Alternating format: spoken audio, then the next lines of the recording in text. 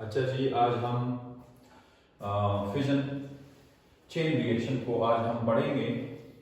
اس سے پہلے ہم نے نیوکلیر ری ایکشن پڑھا، اس کے بعد ہم نے نیوکلیر فیژن ری ایکشن پڑھا، اور آج ہم یہ پڑھیں گے کہ اگر فیژن ری ایکشن ہے وہ چین ری ایکشن کیسے بنے گا، تو اس پر ہم بحث کریں گے۔ تو تھوڑا سا ڈیفینیشن ریپیٹ کرتے ہیں۔ when one nuclear reaction causes an average of one or more nuclear reaction, thus a self-propagating series of these reactions is achieved۔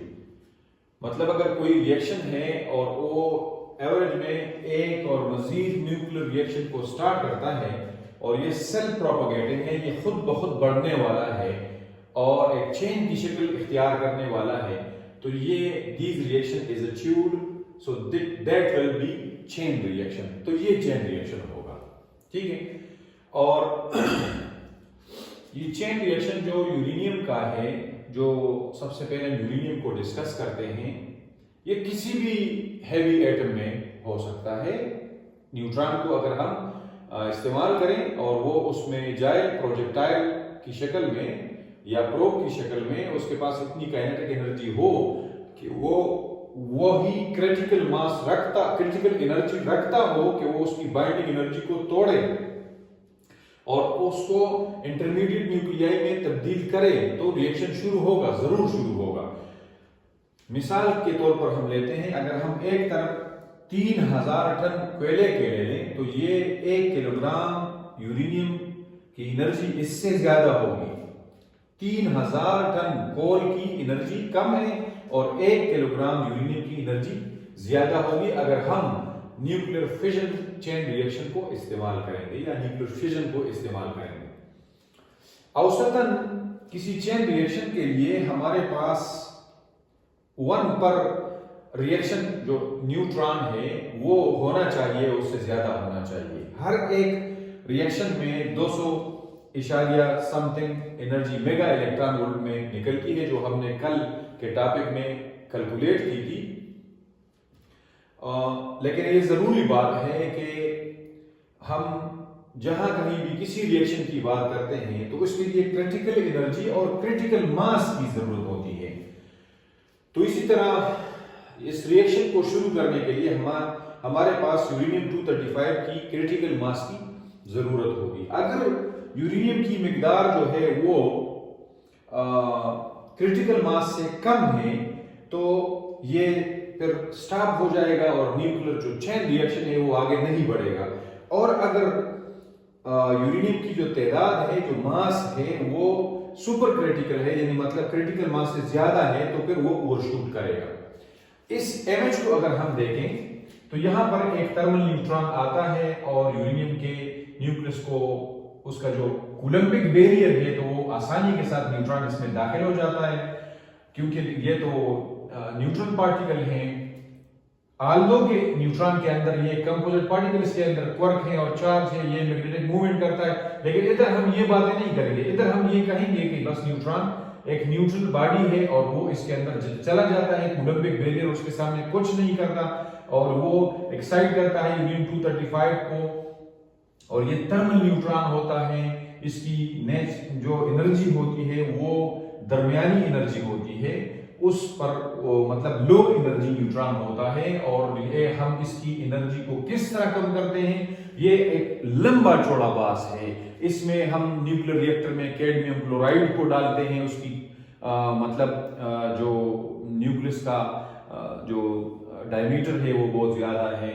مختلف گریفائٹ کو ہم استعمال کرتے ہیں، اور بھی چیزوں کو ہم استعمال کر سکتے ہیں، لیکن یہاں پر بحث یہ ہے کہ ہم اس پر فوکس کریں کہ ایک تھرمل نیوٹران والی انرجی والی نیوٹران آ جاتی ہے، اس کو ایکسائٹ کر کے اس کو بیریم اور کریپٹان میں تبدیل کر لیتی ہے، یہ انٹرمیڈیٹ نیوکلیائی ہے۔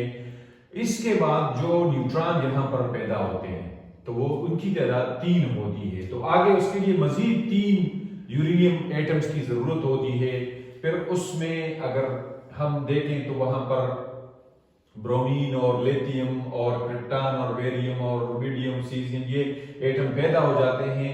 تو یہ کتنے ہو گئے؟ 1 2 3 4 5 6 پیدا ہو گئے، اور اس کے ساتھ بہت سے نیوٹران بھی پیدا ہو گئے ہر ایک ایونٹ پر. یہ مطلب کم از کم یہاں پر تو 3 بن گئے نا, 3 ادھر بن گئے, 3 ادھر بن گئے, تو یہاں سے تعداد تھوڑی سی ملٹیپلائی ہو گئی. اور پھر اس آنے والے نیوٹرانز کے لیے جو کبھی 2 اور کبھی 3 بنتے ہیں, اس کے لیے مزید 1 2 3 4 5 6 7 8. ادھر کتنے تھے؟ 1 2 اور 3. اور ادھر کتنے ہو گئے؟ 1 2 3 4 5 6 7 8.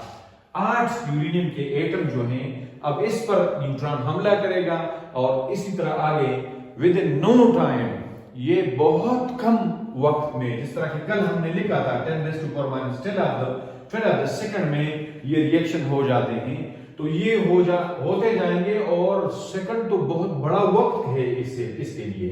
لیکن یہاں پر کچھ تھوڑے سے مسئلے ہیں جو ہم نے ڈسکس کرنے ہیں.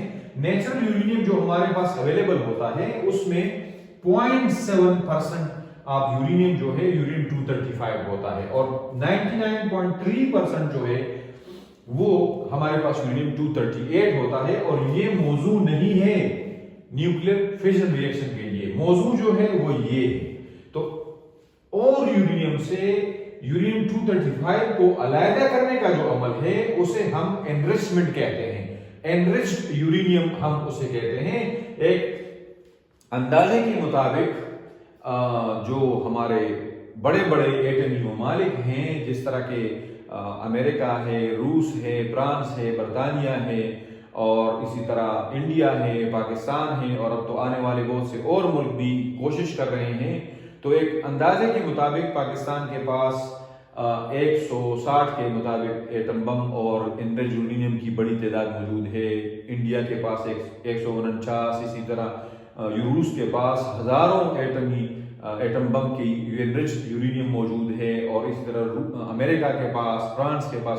اور اصل میں یہ انریچڈ یورینیم صرف ایٹم بم کے لیے تو استعمال نہیں ہوتا نا. میں نے کل اس پر بات کی تھی کہ یہ نیوکلیئر ریئیکٹر ہم سمندری بیڑوں میں لگاتے ہیں, سمندری آبدوزوں میں لگاتے ہیں, بجلی گھروں میں لگاتے ہیں, جس سے ہم بجلی پیدا کرتے ہیں ایٹمی بجلی گھر سے. تو اس کے لیے بھی انریچڈ یورینیم کی ضرورت ہوتی ہے, لیکن وہ ایک لمبا چوڑا عمل ہوتا ہے. وہ سالوں لگتے ہیں سینٹریفیوج کو گھمانے میں, اور پھر اس کو یورینیم 235 کو ان سے علیحدہ کرنے میں, کیونکہ یورینیم کے تو بہت سے آئسوٹوپس ہیں نا, تو اسے علیحدہ کرنے کا عمل بہت مشکل ہوتا ہے. ٹھیک ہے, یہ 0.7% ہے. مطلب اگر کہیں ہم ایک ایسا مثال لے لیں کہ یہاں پر 100 خانے ہم بنائیں اس طرح, اور اس میں یہ 99 جو ہیں یہ تو سارے کے سارے یورینیم 238 ہو گئے. ایک ہی خانے کا ہمارے پاس 0.70% جو ہے وہ ہمارے پاس کیا ہے؟ 235 ہے یہ والا, اور یہ باقی حصہ جو ہے یہ ہمارے پاس یورینیم 238 ہے. مطلب یہ والا پورا حصہ 238 ہے, اور یہ چھوٹا سا حصہ جو ہے یہ 235 ہے. اس کی ریشو انتہائی کم ہے اس میں. اب اس کے بعد جو ہے نیوٹران جو ہے وہ تھرمل نیوٹران جو ہے وہ ریئیکشن سٹارٹ کرتا ہے. یہ بھی تیز نیوٹران بھی سٹارٹ کر سکتا ہے, لیکن وہ ہیوی نیوکلیائی میں شروع کرتا ہے. لیکن زیادہ تر لو انرجی والا نیوٹران جسے ہم تھرمل نیوٹران کہتے ہیں, تو وہ یورینیم 233 والے آئسوٹوپ, 235 آئسوٹوپ اور پلوٹونیم 239 میں نیوکلیئر چین ریئیکشن جو ہے وہ شروع کرتے ہیں.